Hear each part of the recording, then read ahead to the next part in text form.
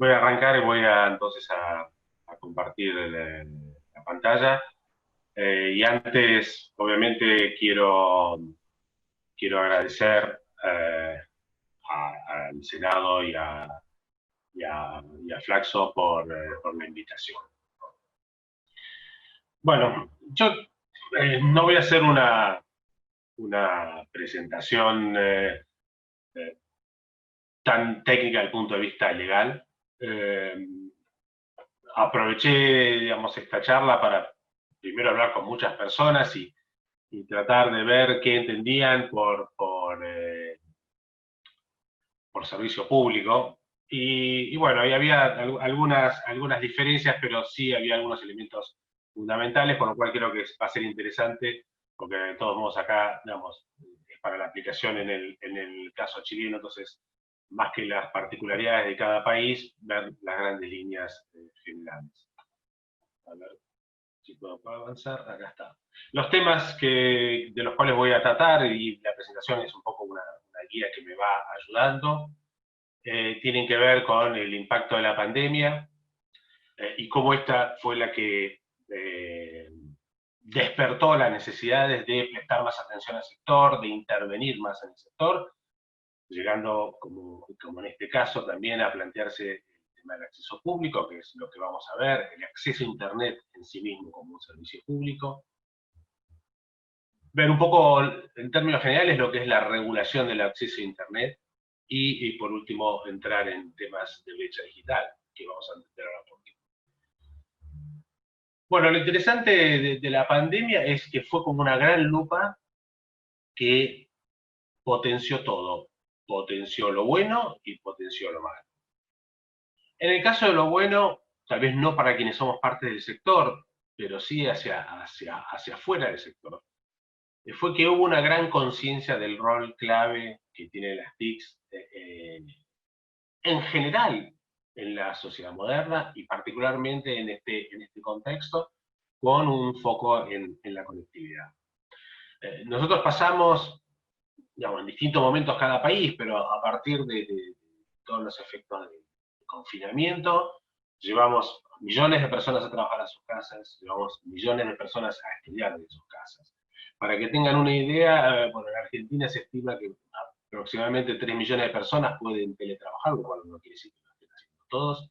Y en el caso de estudiantes, en todos los niveles, estamos hablando de más de 9 millones. O sea, esa es la pauta de el movimiento que generamos en términos de conectividad al mandar a todas estas personas a hacer estas actividades en la casa. Obviamente después vimos la popularización de plataformas de video de reuniones, como esta misma que estamos usando ahora, que es Zoom, no solo para trabajar, sino también como una forma de suplir la falta de socialización. Es algo que se puso, digamos, de moda, por llamarlo de alguna forma, a partir de la cuarentena. Y lo que vimos en líneas generales fue un consumo de video mucho mayor al normal, por factor de entretenimiento, Netflix, YouTube, etcétera, por trabajo, por educación, por las mismas razones de comunicación. El otro factor positivo dentro del marco que es la pandemia es que en líneas generales lo que vimos fue una infraestructura que soportó sin mayores inconvenientes un salto en la demanda de conectividad y de capacidad.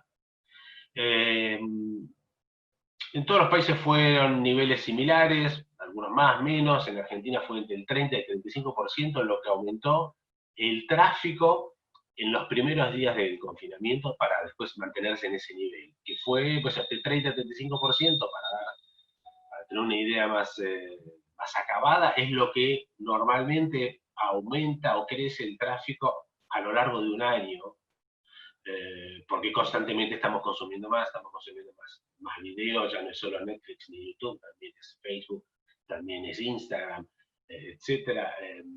Aparecen las videollamadas. Todo el tiempo, constantemente en los últimos años, ha habido un aumento regular de la demanda por capacidad y lo que se da en un año se dio en apenas unos pocos días. Y la buena noticia de esto fue que este impacto fue absorbido rápidamente por la infraestructura que teníamos instalada. Obviamente hubo que hacer algunos ajustes en algunos casos en las redes, hubo el aporte de los proveedores de contenido, como Netflix, como Facebook, como Google, que asumieron, y no solo en Latinoamérica, sino en todas partes del mundo, la responsabilidad de bajar las exigencias del tráfico que generan. Así como entre proveedores hubo acuerdos para ir repartiéndose flujos de datos en la medida que en algún tramo de la red pudiera estar muy sobrecargado. Por eso, pero en líneas generales, anduvo todo muy bien. Acá les voy a mostrar unos gráficos de, bueno, por lo menos de los países que estamos representados en este panel, donde vamos a ver en general la misma, o sea, la línea violeta es el ancho de banda disponible para un celular y la línea verde para un fijo, y vemos que más allá de algún pico, por ejemplo en el caso de Argentina, que fue el 16 de marzo, que vimos una leve caída, no fue muy grande y ya está en niveles normales. Lo mismo pasó en Colombia, lo mismo pasó en Ecuador, en México, inclusive en Chile. En Chile es interesante ver, a comparación con los otros países, que estaban todos entre un promedio de 20 a 35 megabits por segundo, en fijo. En Chile estamos alrededor de los 100, lo cual habla de una muy buena capacidad de infraestructura fija. Ahora, también la pandemia tuvo su impacto, o puso la lupa sobre los aspectos malos o negativos. Uno tiene que ver con las deficiencias en la infraestructura, o sea, así como muchos pudimos trabajar y estudiar y entretenernos mientras estábamos confinados, algunos no pudieron hacerlo, entre otras cosas, por carencia de conectividad. Acá estos datos que estamos viendo aquí abajo son de Argentina, de un estudio que se llama la encuesta permanente de hogares, que se hace realmente en conglomerados urbanos, por lo cual, digamos, estas cifras no representan el total del país, sí representan una proporción importante de la población que vive en áreas urbanas. Pero vemos, así como hay un 90% de hogares con acceso a agua corriente, hay un 70%, 71% que tiene acceso a cloacas y un porcentaje similar al gas. Que en el caso del acceso a Internet se va a ver un poco afectado por el uso de los móviles, pero si tomamos, por ejemplo, hogares con acceso a computadora, estamos en el 60%, porcentaje todavía más bajo, y que en realidad es un porcentaje cercano al que existe de hogares con acceso a Internet fijo. Entonces lo que vemos es, bueno, que estas brechas existen no solo en la conectividad, son parte de brechas socioeconómicas y a veces son parte también de brechas geográficas, que en el caso del acceso a Internet nos muestra también su complejidad, porque estamos hablando de computadoras, estamos hablando de tal vez móviles, etcétera, pero evidentemente tenemos una proporción importante de la población que está, digamos, por decirlo de alguna forma, del otro lado de la brecha digital. Y por último, y un poco relacionado con esto, dentro de lo malo, es que evidentemente vimos o se evidencian algunas falencias en las regulaciones y en las políticas públicas que hacen que, por más que estamos hablando hace mucho tiempo de la importancia de la conectividad, de reducir la brecha, etc., todavía queda mucho por hacer. Ahora, cuando vamos a ya más específicamente, y un poco consecuencia de esto, ¿no? O sea, al ver esta situación, es normal que surjan voces que reclamen una participación más activa del Estado y una intervención. Y una de las formas puede ser, obviamente, declarando el acceso a Internet como servicio público. Ahora, más allá de las definiciones legales y técnicas, ¿qué es lo que se espera? ¿Cuál es el beneficio esperado de convertir a un servicio en un servicio público? En este caso, un servicio de infraestructura, como es el acceso a Internet. Por un lado, obviamente, va a ser el control de dónde y cómo se despliega infraestructura. O sea, yo quiero llevar infraestructura o quiero conectar a la población de un barrio marginal o a la población en un área rural. O sea, estamos tratando de determinar eso. Y el otro punto es el costo que tiene este servicio para la población, siendo que es un servicio tan necesario. Ahora, si lo vemos como, digamos, como lo que tal vez es hoy, Internet, el acceso, sí podemos considerar que es un servicio esencial, que no se puede interrumpir. De hecho, nos pasa a cada uno, si en un momento tenemos, aunque sea una interrupción mínima en la conectividad, lo vivimos como un gran drama, y en algunos casos puede serlo. Y por otra parte, en los modelos vigentes, donde no necesariamente es un servicio público, hay un control sobre dónde y sobre cómo se despliega la infraestructura, que es fijando obligaciones y metas a través de licencias, concesiones, asignaciones. O sea, hay forma para el Estado, sin necesidad de declarar al acceso como un servicio público, para incidir o para orientar esos despliegues. Entonces, finalmente, gran parte digamos, de la gran revolución que podría significar nombrar el acceso a Internet como un servicio público, tiene que ver con el Estado interviniendo en la ecuación económica, es decir, pasar de precios libres a tarifas reguladas. Y a ese valor en este caso de tarifas, garantizar que haya calidad de servicio y garantizar las inversiones. Ahora, entonces, cuando uno se pone a pensar, bueno, servicio público, bueno, generalmente cuando uno habla de servicio público, está hablando de monopolios, naturales o legales. O sea, estamos hablando de una empresa que tiene la exclusividad, por lo menos en un área, para dar servicios de agua corriente o para dar servicios de electricidad, de gas, etc. Que en muchos casos puede significar que los activos que se utilizan para hacer esos servicios públicos son del Estado, y que entonces ese privado en todo caso los está administrando a través de una concesión o algún otro modelo, y que cuando termina esos activos vuelven al Estado.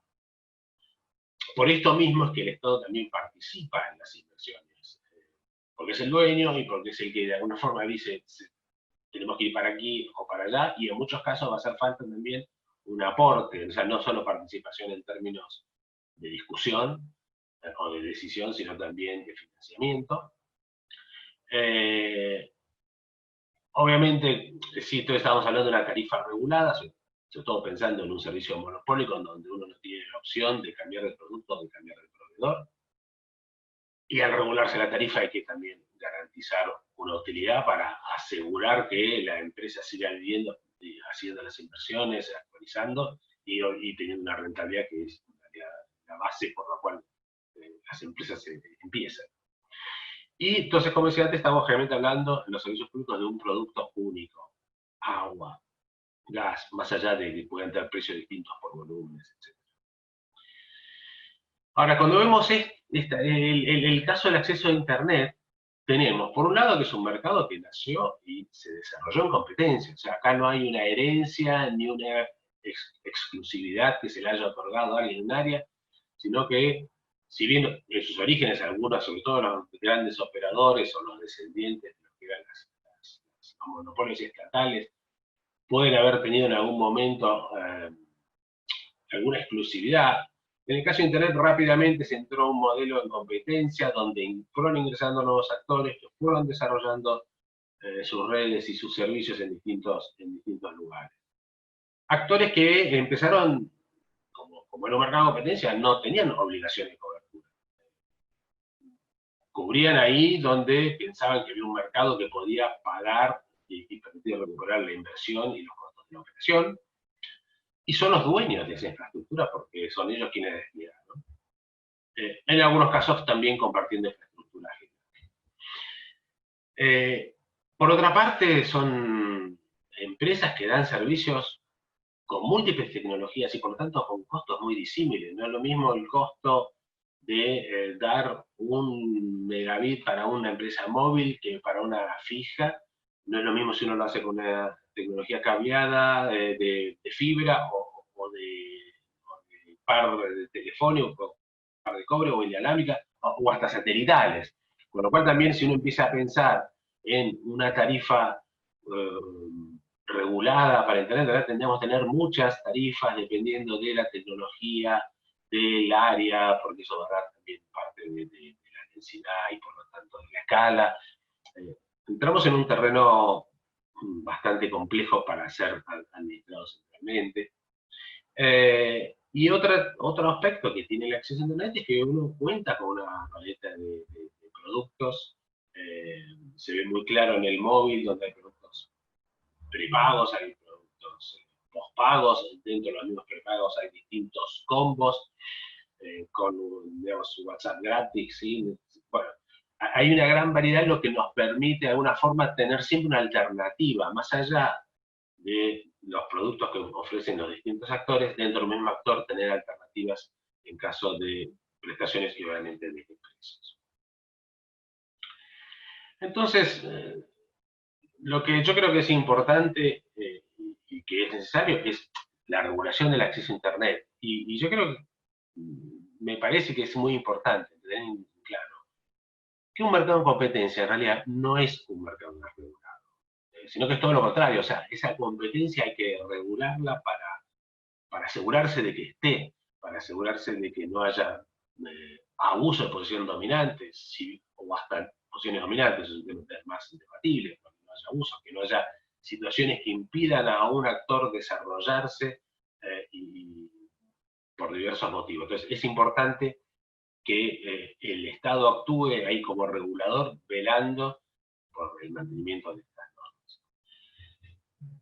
También es importante tener en cuenta que en el caso de las telecomunicaciones en general, del acceso a Internet en particular, es un mercado muy dinámico, con distintos actores en distintos niveles, porque hay no solo quienes ofrecen acceso final a los clientes, sino hay en el medio puede haber proveedores de infraestructura pasiva, hay operadores mayoristas. O sea, no es como pasaba antes una gran empresa como pasaban las telecomunicaciones, era una gran empresa estatal y que cubría todos los tramos hasta llegar al cliente, sino que esto es un crisol de empresas que cada una hace su aporte, con lo cual esto es muy dinámico, muy cambiante, lo cual lo hace a veces no apto para los tiempos y para los vaivenes de la política.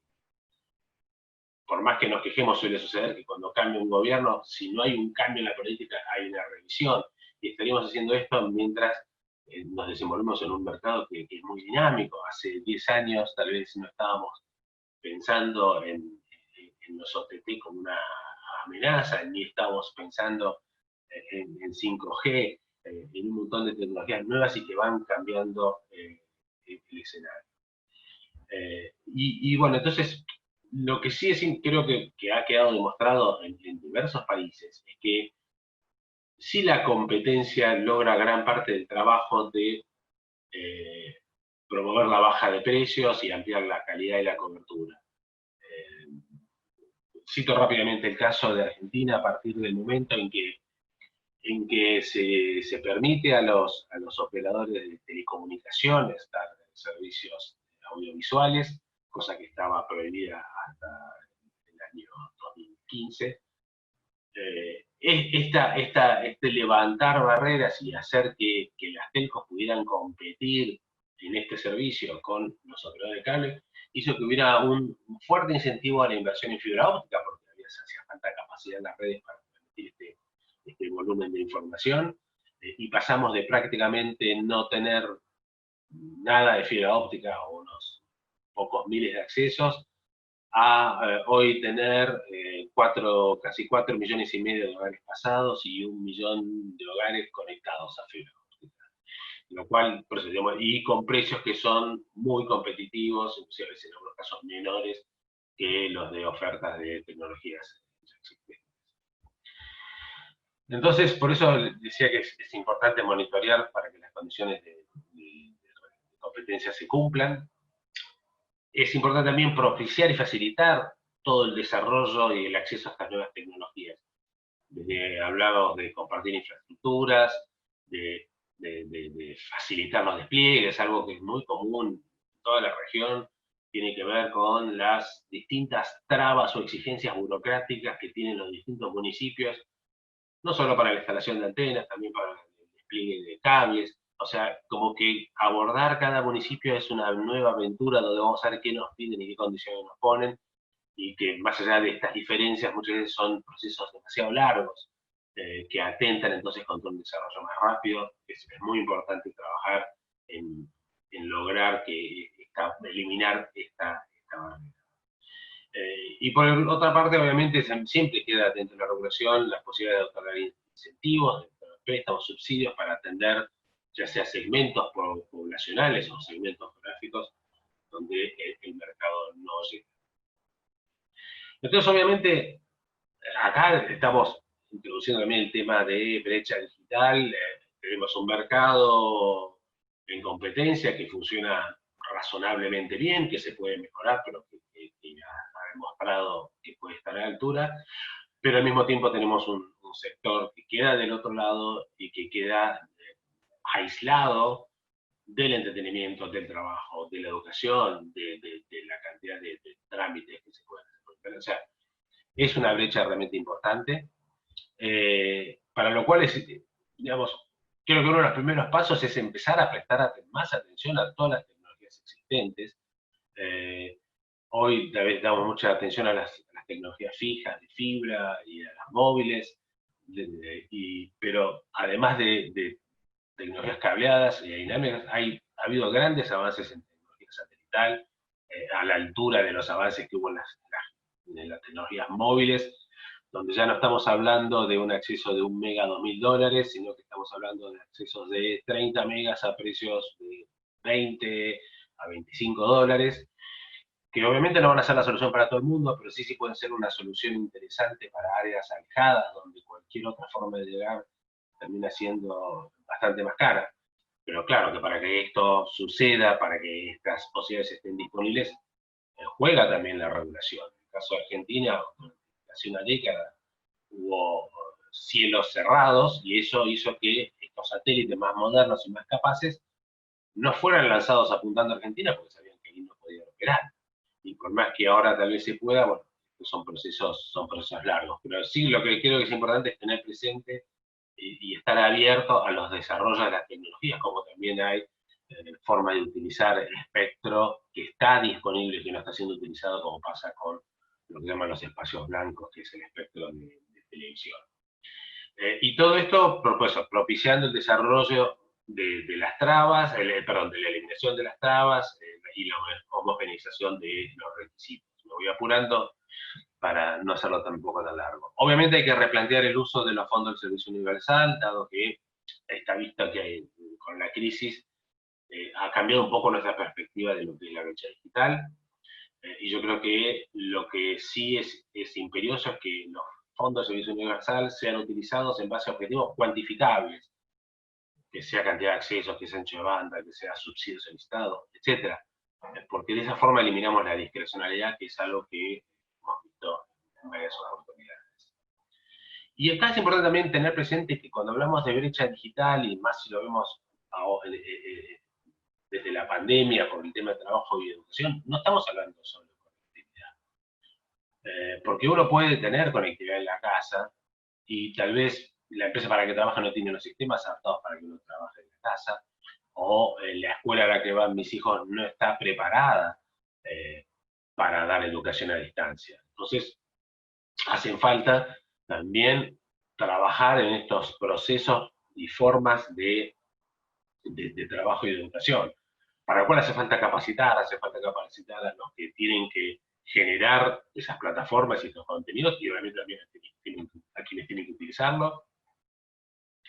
E inclusive hay un paso más, tal vez sea momento de pensar en fomentar nuevamente estos ámbitos públicos de conexión. Hay mucha gente que puede tener la conexión en su casa, puede saber cómo hacerlo, pero bueno, no puede estar todo el día en la cocina con gente que le pasa alrededor trabajando, o lo mismo con los chicos estudiando, y tal vez la existencia de lugares que no necesariamente tengan que ser en los centros de las ciudades, que sean espacios de trabajo y de educación.